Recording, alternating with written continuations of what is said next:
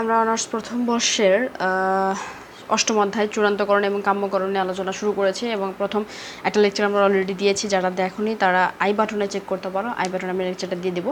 এবং যারা লেকচারটা দেখছো তারা আমি বলবো খাতা কলম নিয়ে করা শুরু করে দাও। খাতা কলম ছাড়া শুধু শুধু দেখতে থাকলে এটা বুঝতে পারবা না, অনেক কঠিন মনে হবে এবং এই অধ্যায়টা খুবই ইম্পর্টেন্ট। যাক, আজকে আমরা যেটা করব সেটা হচ্ছে আমরা একটা অঙ্ক নেব, সেই অঙ্কটা আমরা সলভ করব। 8x আচ্ছা +10। তো এটার আমাদের সর্বোচ্চ অথবা সর্বনিম্ন মান আমরা জানি না, এটা সর্বোচ্চ নাকি সর্বনিম্ন। সর্বোচ্চ অথবা সর্বনিম্ন মান বের করো, মান বের করো। তো আমি প্রথমে বলেছিলাম যে সর্বোচ্চ বা সর্বনিম্ন যাই বলুক না কেন আমাদের প্রথমে প্রয়োজনীয় শর্তটা লিখবো। এখানে প্রয়োজনীয় শর্ত, প্রয়োজনীয় শর্তের আমাদের সূত্রটা বলেছি। আমাদের এই যে সূত্র বলেছি যে প্রথমে dy dx = 0, এটা আমরা করব। তো আমরা প্রথমে লিখে নিব প্রয়োজনীয় শর্ত, তারপরে এখানে আমরা লিখব dy dx = 0 লিখব। লেখার পরে কি করব, ওয়াইটাকে আলাদা করে লিখব। খাতা কলম নাও, খাতা কলম নিয়ে করা শুরু করো, তাছাড়া প্রবলেম হয়ে যাবে, আমি বারবার বলছি। আচ্ছা, তাহলে ওয়াইটাকে আমরা কি করলাম, আলাদা করে শুধু লিখলাম। এখন আমরা কি করব, এই ওয়াইয়ের জায়গায় ওয়াইয়ের যে মানটা রয়েছে এটা আমরা লিখব, ddx এরকমই থাকবে। এবং ওয়াইয়ের জায়গায় কি লিখব, এই যে ওয়াই = যে মানটা আমাদের দেওয়া আছে প্রশ্নে, সেই মানটা আমরা লিখব। আমাদের প্রশ্নে কি দেওয়া আছে, x² - 8x + 10, ঠিক আছে, =0 লিখলাম। এখন আমরা যেহেতু প্রাথমিক পর্যায়ে রয়েছি, আমরা জানি না কিভাবে অন্তরকরণ করতে হয়, তাদের জন্য আমি ভেঙে ভেঙে দেখাচ্ছি। যারা তোমরা একবারে পারো তারা একবারে করবে, কোনো প্রবলেম নেই। আচ্ছা, তাহলে আমরা কি করব, তিনটা দেওয়া আছে, x² একটা রয়েছে, 8x একটা রয়েছে, 10 একটা রয়েছে। এই তিনটার সাথে প্রত্যেকবার ddx আলাদা আলাদা করে লিখবো। কীরকম, ddx প্রথমে লিখলাম, ddx এর সাথে লিখবো x², ঠিক আছে। তারপরে মাইনাস চিহ্ন রয়েছে, মাইনাস চিহ্ন দিলাম, আবার ddx লিখবো, লেখার পরে 8x লিখবো। প্লাস চিহ্ন রয়েছে, প্লাস দিলাম, প্লাস দিলাম, প্লাসের পরে আবার আমরা ddx লিখবো, লেখার পরে কি রয়েছে, 10 রয়েছে, 10 লিখবো, ঠিক আছে। যারা একবারে পারো তারা একবারে করবা, আমার কোনো প্রবলেম নেই, এই লাইনটা লেখার কোনো প্রয়োজন নেই। কিন্তু যারা পারো না তারা এরকম করে লিখবে, তাহলে তোমাদের বুঝতে সুবিধা হবে। এখন আমি এখানে একটা সূত্রের কথা বলেছিলাম ফার্স্ট লেকচারে। সূত্রটা কি, ddx x⁴n, এটা হচ্ছে x, এটা হচ্ছে n, = কি হয়, n × x⁴n - 1। n মানে হচ্ছে এই x থাকবে, x এর উপর n, n মানে হচ্ছে 1 2 3 4 5 6 যে কোনো সংখ্যা থাকতে পারে, অর্থাৎ পাওয়ার বোঝাচ্ছে, ঠিক আছে। এখন দেখো, তাহলে দেখো এখানে x, এটা হচ্ছে x এর উপর 2 রয়েছে, x², তার মানে x⁴n এই সূত্রের মধ্যে পড়ছে। তাহলে এই সূত্রের মধ্যে পড়লে প্রথমে কি করতে হয়, nটা আগে লিখতে হয়। n এর মান কত রয়েছে এখানে, 2, সেই 2টা আমরা কি করলাম, আগে লিখলাম। 2টা কী করলাম, আগে লিখলাম। তারপরে কি লিখবো, x লিখবো, তারপরে x লিখলাম। x লেখার পর n - 1, n এর মান এখানে কত রয়েছে, 2, সুতরাং 2 - 1, ঠিক আছে, এটুকুর কাজ শেষ। তারপরে এখানে মাইনাস চিহ্ন দিলাম, মাইনাস দিলাম। এখানেও 8 রয়েছে, 8টার সামনে লিখলাম, এবং এই x এর উপরে কিন্তু একটা পাওয়ার রয়েছে, x⁴1, তার মানে কি x⁴n এর সূত্রতে পড়লো। যদি এইরকম করে শুধু 8x থাকে, তার মানে বা শুধু এখানে x থাকে, যদি শুধু x থাকলো, তার মানে তোমরা এখানে ধরে নিবা যে এর উপরে মনে মনে কত রয়েছে, 1 রয়েছে। এর উপরে মনে মনে 1 ধরে তোমরা এই সূত্রতে ফেলে দিবা। তাহলে x এর উপরে 1 রয়েছে, সেই 1 এর কাজ করব। 8টা রয়েছে, 8 এর কোনো কাজ হবে না, 8 এখানে এরকমই থাকলো। তাহলে 1টাকে কি করব আমরা, এই যে n রয়েছে সামনে, সে n এর জায়গায় আমরা n এর পাওয়ার কত রয়েছে, 1 লিখলাম। তারপরে কি লিখলাম, x লিখব।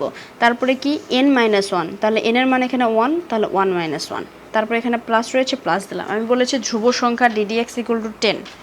ধ্রুব সংখ্যার ক্ষেত্রে কি হয়, আমি বলেছি যে 0 হয়, অর্থাৎ 10-এর জায়গায় যদি 100, 2000, 5000, 6000 যাই থাকুক না কেন, সেখানে এখানে 0 হয়ে যাবে। যদি এই ধ্রুব সংখ্যার সাথে x থাকে, তাহলে সেটা এই যে এই পর্যায়ে এই সূত্রতে চলে আসবে। কিন্তু শুধু এখানে 10 রয়েছে, এখানে কোনো x নাই, তো এখানে কোনো কিছু না ভেবে আমরা এখানে 0 দিয়ে দিব। = কি করলাম, 0 দিলাম। এখন আমরা কি করব, 2টা রয়েছে, 2 লিখলাম, xটা রয়েছে, x লিখলাম। 2 এর থেকে 1 বাদ দিলে কত থাকে, 1 থাকে, সেই 1 এখানে লেখার কোনো প্রয়োজন নেই। তারপরে মাইনাস দিলাম, 8 দিয়ে 1কে গুণ করলে 8 হয়। x এর উপরে 1 - 1 রয়েছে, তাহলে 1 - 1 = 0। x এর উপরে যদি 0 দেয় তাহলে এর মান আসে 1, সুতরাং আর কিছু করার দরকার নেই, = 0, ঠিক আছে। এটাকে আমরা কি করব, f ও C, first order condition, maybe এটা ফুল রূপ, যাই হোক অর্থাৎ ডিফারেন্সিয়েশন করার পরে যে মানটা আমরা পাবো সেটাকে এফ ও সি দ্বারা সংজ্ঞায়িত করব। এখন আমরা এখান থেকে কী করব, পূর্বের মতো এক্সের মান বের করব। তাহলে এখানে আমরা কি করব, 2x এখানে লিখব, লেখার পরে -8টা ওপাশে পার হয়ে +8 হয়ে যাবে। দেন এক্স এখানে থাকলো 8 ভাগ 2, অর্থাৎ এক্সের সাথে 2 কী আকারে আছে, গুণ আকারে আছে, ওটা সমানের ওই পাশে যে ভাগ হয়ে গেল, তাহলে 2 দিয়ে যদি 4 আটেক তাহলে কত হয় 4, অর্থাৎ x ইকুয়াল টু আমরা কত পাইলাম, x ইকুয়াল টু আমরা পেলাম হচ্ছে 4। এটা গেলাম আমাদের প্রয়োজনীয় শর্ত। এখন আমাদের কি করতে হবে, পর্যাপ্ত শর্ত। তাহলে এখানে লিখি আমরা পর্যাপ্ত শর্ত। তাহলে পর্যাপ্ত শর্ত আমাদের কি, আমাদের সূত্রতে জানি যে d² y dx²। তো এটাকে আমরা ভাঙিয়ে এভাবে লিখি, কিভাবে লিখি, খাতা কলম নাও, খাতা কলম নাও, খাতা কলম নাও, আর কিছু না, খাতা কলম নিয়ে একটু বোঝার চেষ্টা করো, তাহলে হয়ে যাবে। এখন আমরা কি করব, ddx-টা এইভাবে রাখবো এবং dy dx এর FOC যেটা সেটা লিখব। কত রয়েছে, 2x - 8, অর্থাৎ এখানে মান বসাই দিলাম। এখানে আবার আমরা ডিফারেন্সিয়েশন করব, অর্থাৎ ddx 2x এর সাথে আবার একবার লিখব, ddx 8 এর সাথে একবার লিখব।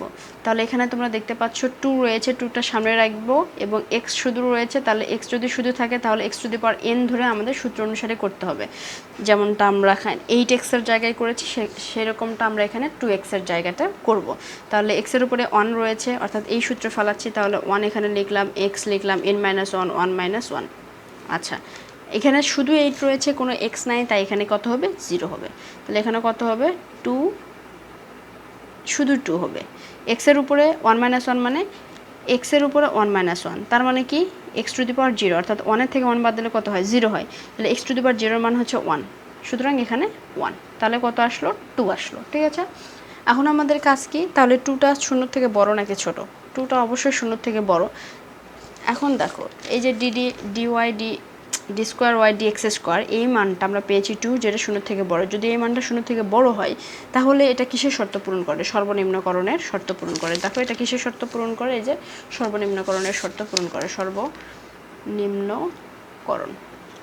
শেষ আমাদের সর্বনিম্নকরণ। এখন x এর যে মানটা পেয়েছি x = 4, এই মানটা আমরা মূল সমীকরণে বসাই দিব, x = 4 এই মান বসাই। তাহলে মূল সমীকরণ কি, y = x² - 8x + 10। ঠিক আছে, এখন x এর জায়গায় আমরা কত বসাবো, 4 বসাবো।